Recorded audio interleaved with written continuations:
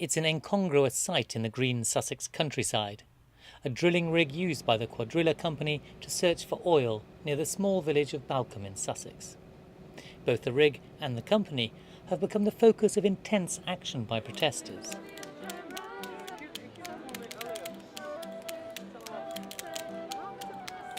Dozens of their tents line the road leading to the drilling facility, with hundreds of people arriving for a 6-day event.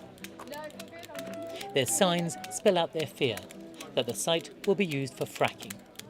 For campaigners like George Barder, it's environmental and health concerns that have brought them here.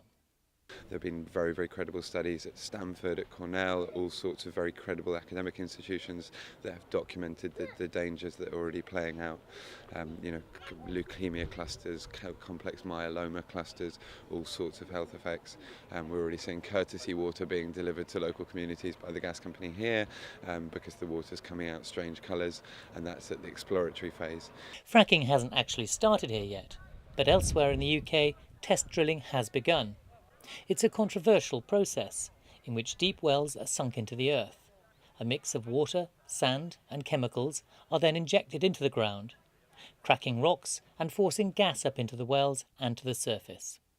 The companies involved say, with the right precautions, it's a safe way of producing cheap natural gas. But activists say the chemicals involved can leach into the water supply, and it can cause earthquakes.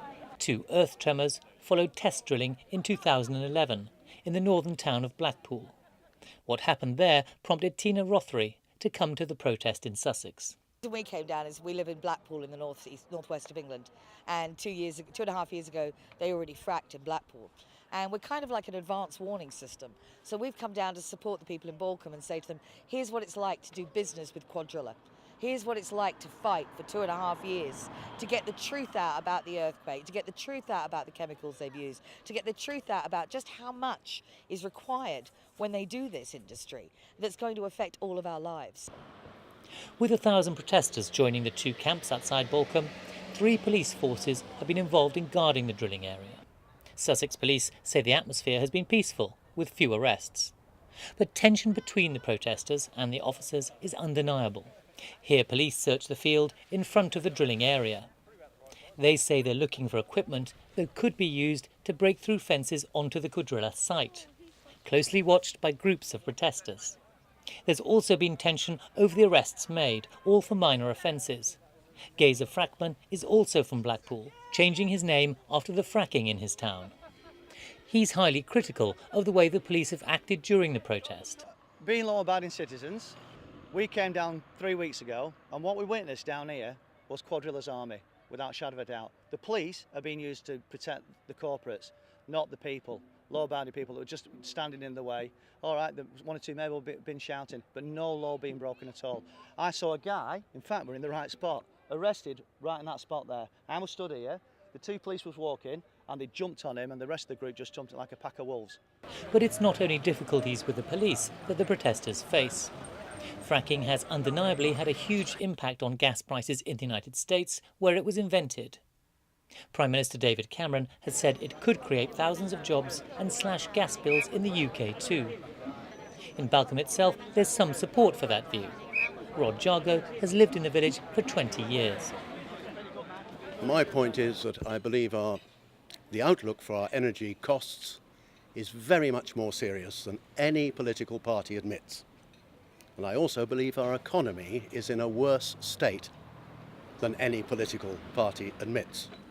And I believe we should take every opportunity we have to try to secure cheaper energy. So the protesters face a difficult task, overcoming the economic argument in favour of fracking. They say the final cost will be far higher than any profits, with the process meaning large amounts of greenhouse gases will be released into the atmosphere. That's still debatable, but the demonstrators hope to convince the public they're right, a task of persuasion that events like the camp in Balcombe aims to begin.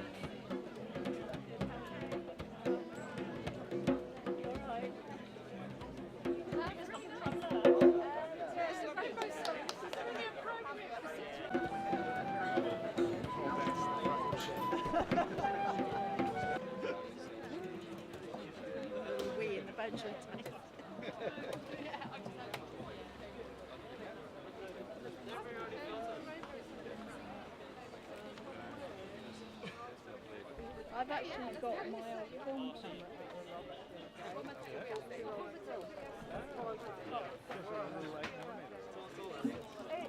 A 35mm.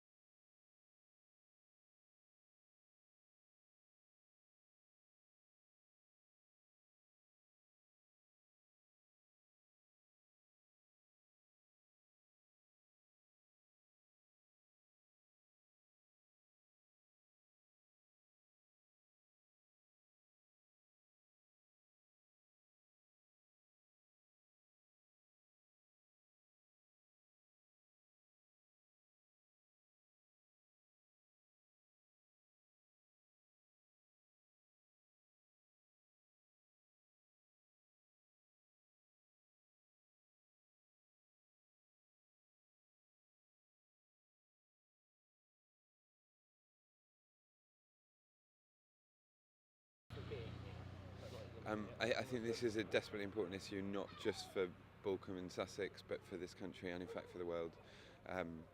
There's a very much a global push being coordinated by the American administration for a global shale program, and the goal is for shale essentially to replace oil as the dominant fuel source. There's all sorts of technology now in terms of turning gas into liquid. And quite simply, if we allow this to go ahead, there's absolutely no way in hell that we get a decent world for our children. The climate science that most governments claim to be committed to, that they're absolutely failing to engage with at all in their policy, is worryingly outdated. The collapse of the Arctic, the bubbling methane in the Siberian tundra, and the droughts, floods, crop-destroying rains, rising food prices, rising insurance claims for disasters, etc. All of these things are spiralling at the moment. And quite simply, unless we grasp the nettle right now and make the systematic transition to a renewable energy system, there's no way that we get the future that we need. And that's not even to address the huge issues there are in terms of local impacts. You know, the contamination of water is very, very well documented, in fact. Was that where I was? A bit closer, I think. That's absolutely fine, yeah. Right. Okay, still recording. So what's the purpose of this?